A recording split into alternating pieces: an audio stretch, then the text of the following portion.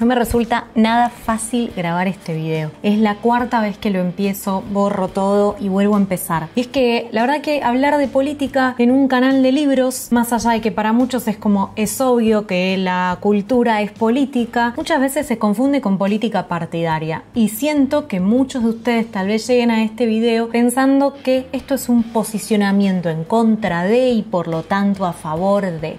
Y como yo trabajo mucho con mis discursos, con mis argumentos, porque creo en el labor del periodista bien hecho, trabajo también mucho para construir el discurso en base a la información y no tanto en la opinión. De todas maneras, este es un canal, es un proyecto que trabaja por la promoción de la cultura en general y de la lectura y de los libros en particular.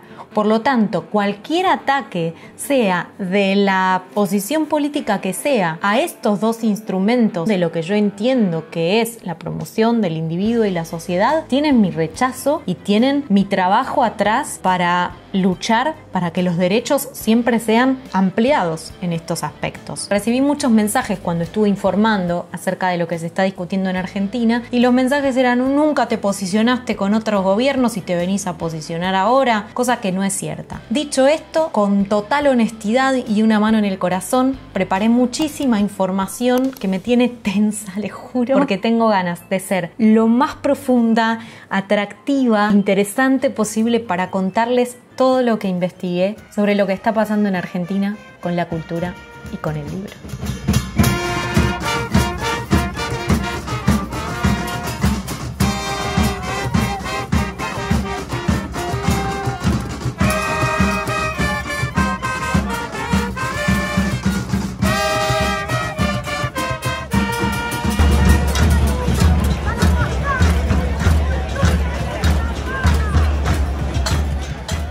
El miércoles 20 de diciembre de 2023, sentado delante de su gabinete, el recién asumido presidente de la República Argentina, Javier Milei, anunció la firma de un decreto de necesidad y urgencia que recibió el nombre de Bases para la Reconstrucción de la Economía Argentina. Que Dios bendiga a los argentinos y que las fuerzas del cielo nos acompañen.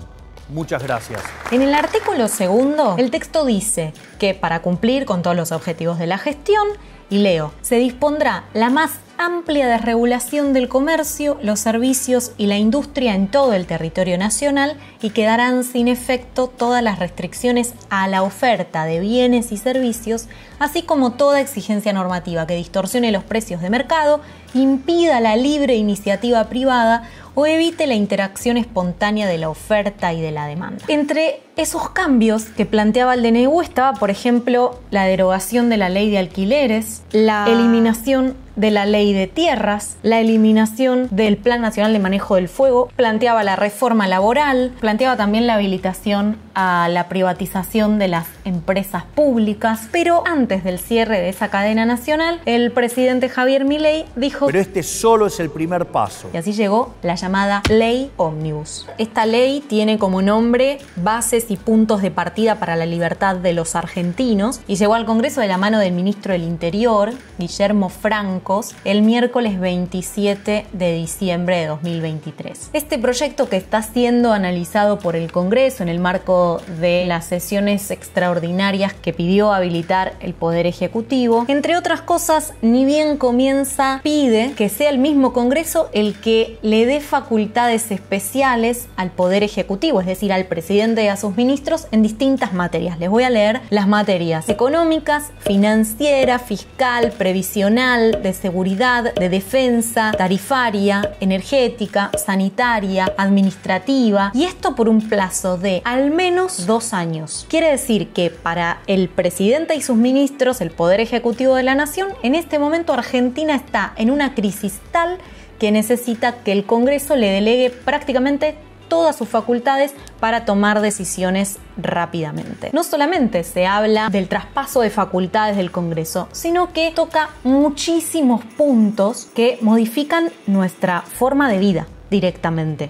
Es como que de pronto Argentina, como la conocíamos hasta hoy, ya no existiría más de aprobarse esto, en nombre no solo de la crisis, sino también de la ideología del gobierno que está presente. Y en esa cantidad de temas que abarca, me parece que está el punto importante de la discusión. Es tan grande que nos tiene a todos como un poco confundidos, no llegamos a leer y entender todo, obviamente está escrito en un lenguaje que no es habilitante para cualquier ciudadano, pero además por ahí yo conozco mucho del plano cultural y mucho en particular del plano libro, pero no conozco el Plan Nacional de Manejo del Fuego o no puedo hablar tanto de minería en el glaciar. Es como que apunta a tantos temas que nos tiene confundidos y nos tiene divididos, porque cada uno está como, por favor, que no se rompa esto que costó tanto tiempo conseguir. Vamos a ver qué pasa en el ámbito de la cultura.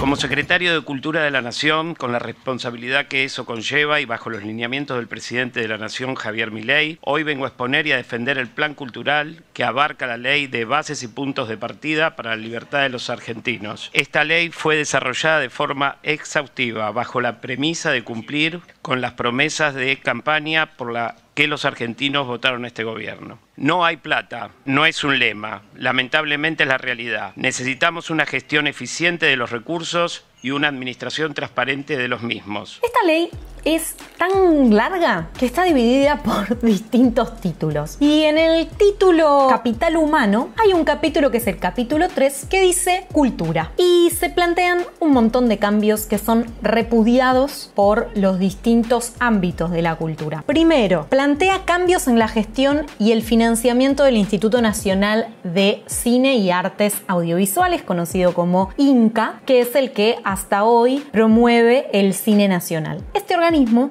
tiene un financiamiento propio, otorgado cuando le dieron la ley de creación. Bueno, se desfinancia. ¡Afuera! Una situación parecida se va a vivir en el Instituto Nacional de la Música, el INAMU, porque también desfinancia al Instituto Nacional de la Música. Tanto el INAMU como el INCA son institutos que fueron creados por un reclamo social, la población que se manifestó para que el Estado acompañe y le dé un marco jurídico a un proyecto cultural. ¡Afuera! También, esto es gravísimo, se elimina el Fondo Nacional de las Artes, que fue creado en 1958 y que otorga becas, subsidios y préstamos y también organiza concursos para las distintas ramas del arte con fondos propios. La ley de creación del Fondo Nacional de las Artes asigna fondos propios para el organismo para que no dependa de ningún tipo de subsidio y pueda, con, por ejemplo, el dinero que se recauda por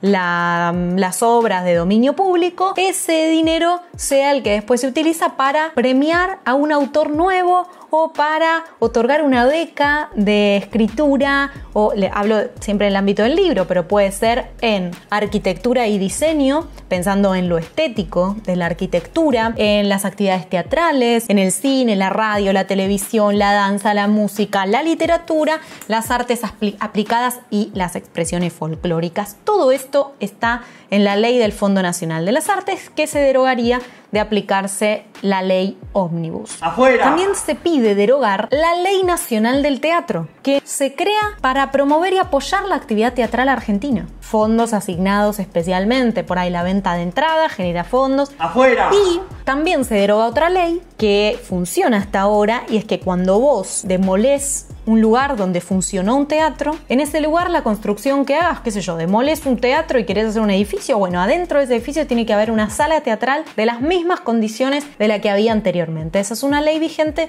que se derogaría. ¡Afuera! Dentro de este mismo capítulo Cultura se habla del desfinanciamiento, obviamente no se dice de financiamiento, sino que se modifican artículos que hasta hoy financian a las casi 1.500 bibliotecas populares que tenemos en Argentina, en todos los puntos del país. Ya voy a hablarles un poco más de eso, pero también le saca beneficios que al Estado no le generan ningún perjuicio. ¡Afuera! No es que pedir que no se deroguen estas leyes es habilitar o aceptar que haya un niño en Argentina que no tenga un plato de comida. porque si no parece que se banaliza el hambre, se banaliza la pobreza en pos de un privilegio. La cultura es un derecho. Argentina en el año 2005 ratificó la Convención sobre la protección y la promoción de la diversidad de las expresiones culturales y tiene esto la consecuencia de que es el Estado el que tiene que garantizar que todos accedan a la cultura también. Obvio que tal vez en la cadena de prioridades un libro o una obra de teatro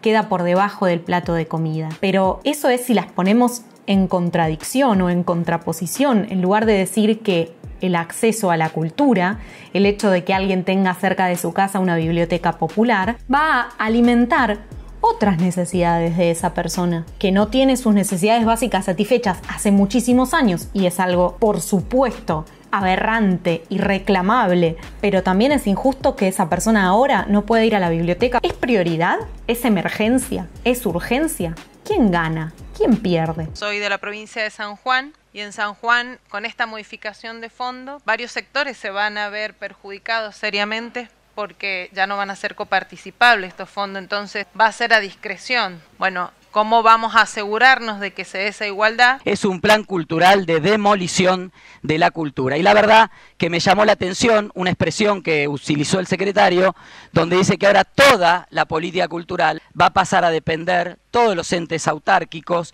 y los organismos descentralizados, de la Secretaría de Cultura. Nada menos liberal que controlar en un burócrata del Estado la política cultural. No hay plata como título para hablar de la cultura. Me parece que lo que quiere decir es que no les interesa este tema. También es profundamente ideológico. Ustedes plantean que vendrían beneficios de la Honorable Cámara de Diputados del Congreso de la Nación y de otros sectores. ¿Cuáles son los sectores que ustedes creen que otorgarían beneficios a las bibliotecas populares? ¿Lo tienen garantizado? ¿Tienen un listado de quiénes son los sectores que van a aportar a las bibliotecas populares para que se sostengan? No están captando y visualizando el profundo malestar que se están provocando en una enorme cantidad de organizaciones de la sociedad civil, entidades, asociaciones, trabajadores alrededor de estos temas, especialmente en el campo de la cultura. Sin la posibilidad de un financiamiento y de un fomento estatal, queda solamente limitada la posibilidad a aquello que sea mercantilizado completamente. Y este es mi real interés en poder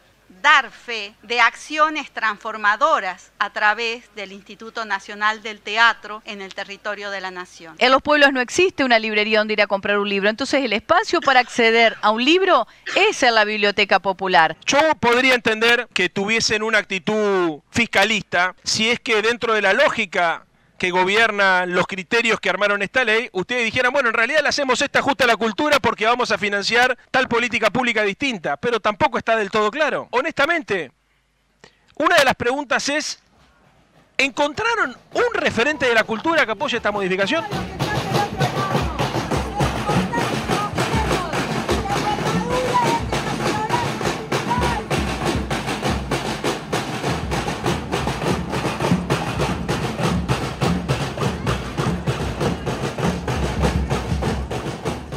La ley ómnibus tiene un título que se llama Reorganización Económica y dentro de ese título está el capítulo de desregulación. Ni bien arranca el capítulo, se deroga la ley 25.542, que es conocida también como la Ley de Defensa de la Actividad Librera. La Ley 25.542 dice que los editores, importadores o representantes de libros deberán fijar un precio uniforme de venta al público o consumidor final de los libros que edite o importe. Ese precio uniforme de venta al público es conocido como PVP. Es probable que vos como consumidor, como lector, no te hayas enterado, pero gracias a esta ley vos te comprás un libro y sale lo mismo si te lo compras en una librería de barrio en Córdoba o si te lo compras en un supermercado de Mar del Plata. Siempre el precio es el mismo y siempre el máximo descuento que pueden hacerte si sos un consumidor final es del 10%. Un libro puede bajar de precio, pero recién después de 18 meses de que ese librero o minorista se lo haya comprado al editor o importador. ¿Cuál es el beneficio? ¿Por qué hay una ley especial para que el precio del libro sea un precio fijo y no que rija el libre mercado y la ley de oferta y la demanda como en el resto de los artículos que se comercializan en el capitalismo? Todas son preguntas lógicas y válidas, y enseguida aparecen las voces que dicen mejor que haya competencia porque así los que se benefician son los lectores, los compradores, porque si hay competencia va a valer más barato. Tienen un punto, pero como ya venimos de ahí y se tuvo que poner una ley porque eso no funcionaba, los invito a que desandemos juntos el camino de la construcción y del trabajo que se hizo para la instalación de una ley de PVP o precio uniforme de venta al público de libros. Esta ley fue sancionada en noviembre del año 2001, muy cerquita de la debacle política, de la crisis política y de representatividad que tuvo Argentina, una ley que había sido un reclamo de libreros y editores en pos del sostenimiento de las fuentes de trabajo. Yo era consejero de la Cámara del Libro en los años 90 y se produjo un fenómeno, un hecho, ¿no?, muy conmocionante.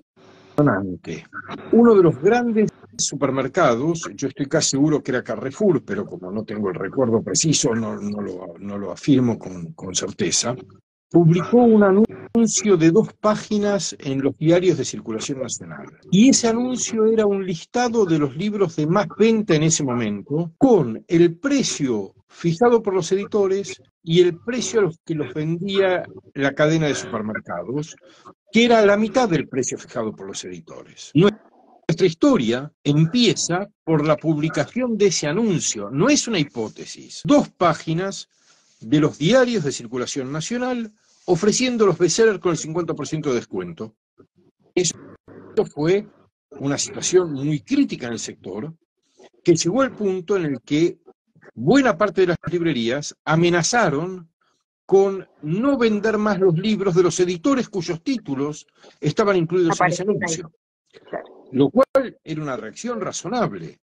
Pero si se empezaba en una guerra de este tipo, la destrucción generalizada era inevitable. Con lo cual, lo que se hizo en la Cámara del Libro fue crear una comisión entre editores, libreros y distribuidores para analizar el problema y encontrar vías de solución. Votamos el orden del día 3546 de las comisiones de Cultura, Industria y de Comercio.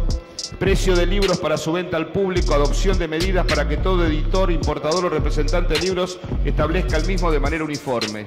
Resulta afirmativo. Por la existencia de esta ley se explica que Argentina sea el país con más cantidad de librerías por habitante de la región. Francia aprobó esta ley en 1981. La norma se conoce como Ley Lang por el apellido de quien la propuso, Jacques Lang, el ministro de Cultura de entonces. Dans le moment, c'est très difficile de faire comprendre que le prix unique, qui peut apparaître comme une mesure, je dirais, de régulation brutale, pouvait contribuer à cette liberté du livre. Apparemment, c'était anti-liberté. Mais la vérité, c'était qu'en donnant la possibilité aux éditeurs de fixer le prix, ils sauvaient la librairie. Et sans librairie, vous n'avez pas de livre. Le premier élément, c'est la conviction que le livre demeure dans notre civilisation un élément essentiel de la culture nationale, de la culture internationale. Si cette conviction n'existe pas, vous pouvez fabriquer toutes les lois du monde, rien ne changera, et c'est la loi du profit qui s'imposera contre la culture. Le résultat de tout ça, pour parler de la France, c'est qu'aujourd'hui, nous sommes le pays où, par habitant, il y a le plus grand nombre de libraires dans le monde. Alemania, Austria, Bélgica, España, Grecia, Italia, Países Bajos, Portugal, Eslovenia, Corea del Sur, Japón, Líbano, México y Noruega son algunos de los países que tienen implementada en este momento la ley de PVP. Un libro es un instrumento mediante el cual se difunde información, cultura, se aprende, se informa, se entretiene, se da vocabulario, se le da rienda suelta a esa fantasía y a partir de esa rienda suelta, esa libertad que siente el lector, también se generan ideas, pensamientos, se debate. Todas estas cuestiones relacionadas con el vehículo libro lo hacen ser un artículo especial. Yo no me compro una botella de aceite para que me genere eso. Entonces el libro se transforma en un artículo que está muy bien visto, es muy ponderado, pero al mismo tiempo esa ponderación requiere que lo tengamos en la mano, que lo abramos, que circule. Y a mayor diversidad de libros, a mayor bibliodiversidad, es que se producen mejores efectos en la sociedad. Un solo libro, si todos leyéramos el mismo, no hay diversidad, no hay pensamiento crítico, no hay diferencias, no puedo elegir lo que a mí me interesa o no me interesa. El precio de venta al público lo que obliga es que sea el mismo editor que hizo el libro o la persona que importó ese libro, si es de una editorial del exterior, ponga el precio en función de sus costos, en función del porcentaje que se le va a asignar al autor, y los costos incluyen también la distribución, el costo del papel. Les hago un paréntesis, el precio del papel en Argentina lo pone el monopolio, porque hay solo 2 empresas que son las grandes productoras de papel que satisfacen la demanda del sector, pero al mismo tiempo, como que no hay competencia, pueden subir ese precio y el libro de origen tiene más costo. En este gráfico que también les dejo en la descripción pueden después detenerse a ver cómo está compuesto el costo original del libro. Este es un problema que no resolvió el gobierno anterior tampoco, a pesar del reclamo del sector editorial de que por favor se interviniera el precio de la materia prima de un libro, como es el papel. Ese precio lo pone el editor. Y el librero, sea grande, pequeño, cadena, supermercado, farmacia que venda libros, si quiere vender ese libro lo tiene que poner al precio que el editor le dice. ¿Qué pasaría si no hay precio de venta al público unificado? La cadena de supermercados, las grandes superficies, podrían comprar un paquete de libros, del libro más esperado, del autor más esperado, de la editorial que tiene más plata para hacer promoción en tele, en radio. Genera interés. Y el supermercado compra un gran stock de ese libro porque lo que está haciendo es llamándole la atención al cliente, diciéndole, miren, nosotros estamos comprometidos con la cultura, vendemos este libro, ponerlo a un precio muy bajo, casi desleal diría con el resto de la competencia, porque el supermercado tiene la espalda y porque además no necesita el producto libro para subsistir, sino que vive de lo que gana en la venta de aceites. El supermercado baja el precio. Las librerías de barrio, las librerías pequeñas, también necesitan de la venta de esos libros que tienen mayor circulación porque son los que atraen a más cantidad de personas para poder pagar las cuentas. Tenés todos los libros de Random House, de Planeta y listo, te olvidas. ¡Chum! Eso es lo que se vende.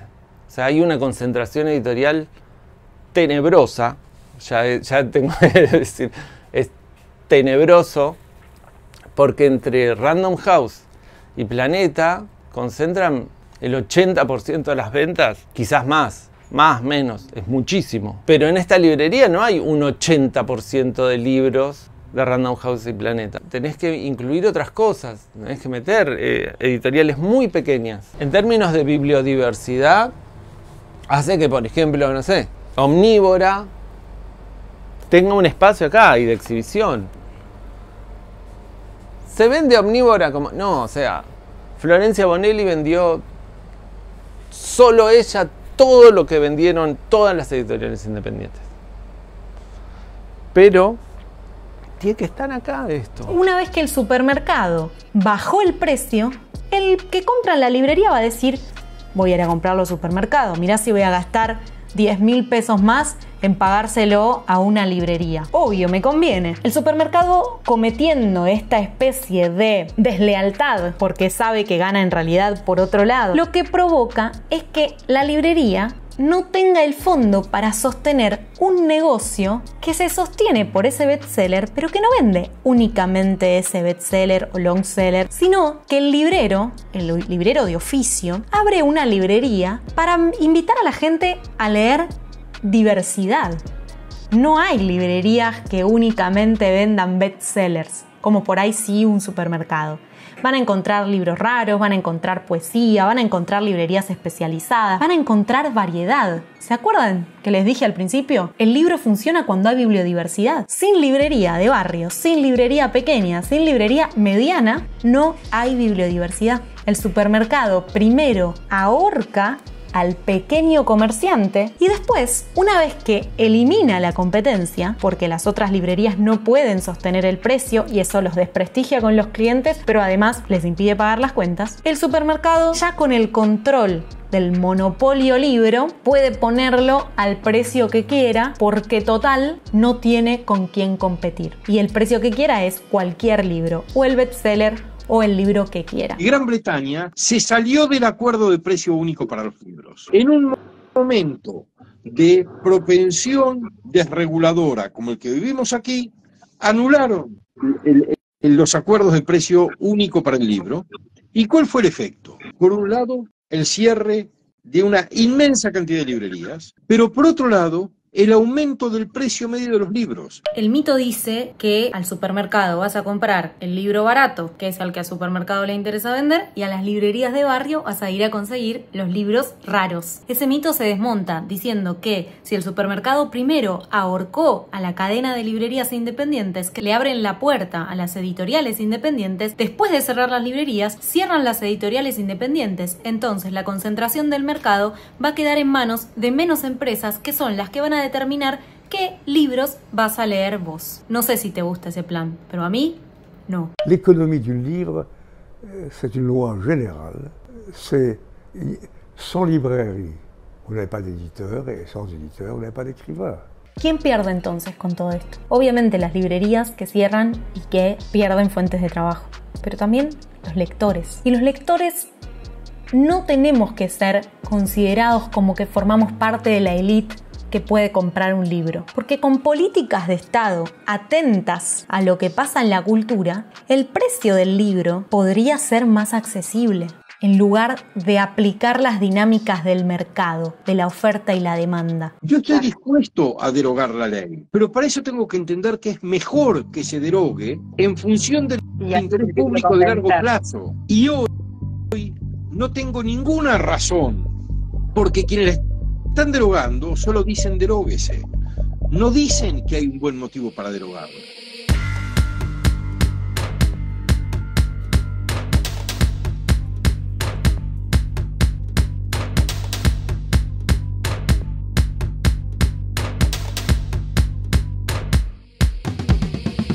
Como habrán visto en las imágenes, todo el sector cultural está en lucha. No queda claro por qué la Secretaría de Cultura tendría que manejar un presupuesto que le fue asignado por ley directamente al organismo y que hasta el día de hoy funciona. Si los textos de las leyes tienen aspectos perfectibles, me parece que estaría bien que se abriera el debate. Pensemos, por ejemplo, la Comisión Nacional de Bibliotecas Populares, que tiene un fondo especial formado, entre otros montos, por el impuesto que se le cobra a los juegos de azar. Miren qué interesante este punto donde algo que es perjudicial para la salud, como la ludopatía, puede terminar redundando en una mejor oferta bibliográfica para una biblioteca popular que después termina teniendo un rol social tan activo en su sociedad, no solo porque invita a la gente a leer, sino también porque es un lugar de encuentro, porque abre la puerta para que los vecinos se sienten a charlar o aprendan ajedrez o hagan yoga, o las actividades infinitas que se hacen en las bibliotecas populares. Sin ir más lejos, tuve la oportunidad y el privilegio, gracias a Porque Leer, de viajar muchísimo por Argentina y conocer esas historias. Acá mismo en el canal van a poder encontrar videos donde hablo con bibliotecarios populares. Son personas que trabajan por el bien de la comunidad. El gobierno nacional y los legisladores que aprueben esta ley tienen que saber que están hiriendo, probablemente de muerte, un sistema que hoy funciona, que le hace bien a los argentinos y que los vuelve distinguibles en el resto del mundo. Insisto, por eso van a ver a los artistas en plan de lucha. Nunca menos cultura puede ser una buena idea. Y esto se los digo como consejo. Si ustedes no saben del tema, si no son especialistas en alguna materia, pregúntenle a la persona que sabe, que se preparó, que estudió, que trabaja de eso, que está inmersa en la temática. No quieran opinar porque es necesario opinar de todo. No solo opinar sin saber no construye nada, porque uno termina repitiendo argumentos de otro que ni siquiera sabe por qué los está diciendo, sino que además es violento con la persona que luchó, que se preparó, que estudió y que todos los días se levanta agarra la pala y trata de hacer rentable la actividad a la que se dedica. En Argentina tenemos la Cámara Argentina del Libro, tenemos la Cámara Argentina de Librerías Independientes, tenemos la Cámara de Papeleras y Afines. Hay muchísimos actores que están en este momento desarrollando estrategias para dar a conocer la problemática. Lean esos comunicados, conozcan los distintos grupos de gente que están trabajando en el tema, porque así se genera una mejora en cualquier aspecto, no solo en el cultural, pero es así. Les mando un abrazo muy fuerte. Hasta el próximo video y hasta la próxima lectura. Chau.